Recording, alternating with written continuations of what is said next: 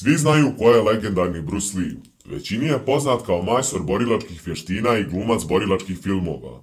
Mnogi ga smatraju jednim od najvećih borilačkih umjetnika i najvećim majstorom borilačkih vještina svih vremena.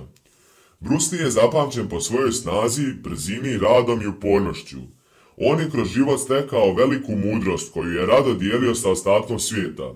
Ovo su 10 životnih lekcija Bruce Lee-a koje bi svi trebalo da primijenimo u naše živote. Ako zaista volite svoj život, ne gubite vrijeme, jer vrijeme je ono od čega je stvoren život. Greške se uvijek mogu oprostiti ako imamo hrabrosti da ih priznamo. Neuspjeh je stanje uma, niko nikada nije poražen dok poraz nije prihvatio kao stvarnost. Velika je greška predvidjeti ishod angažmana. Nikada ne mislite na pobjedu ili poraz, neka vas priroda vodi, a vaši alati će udariti u pravom trenutku.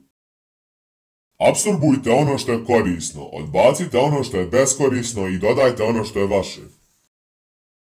Ja nisam na ovom svijetu da živim prema vašim očekivanjima, a vi niste na ovom svijetu da živite prema mojim.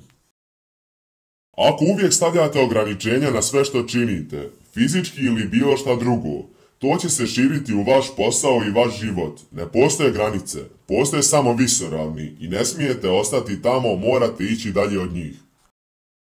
Nemojte se plašiti čovjeka koji je 10.000 udaraca vježbao jednom, ali bojte se čovjeka koji je jedan udarac vježbao 10.000 puta.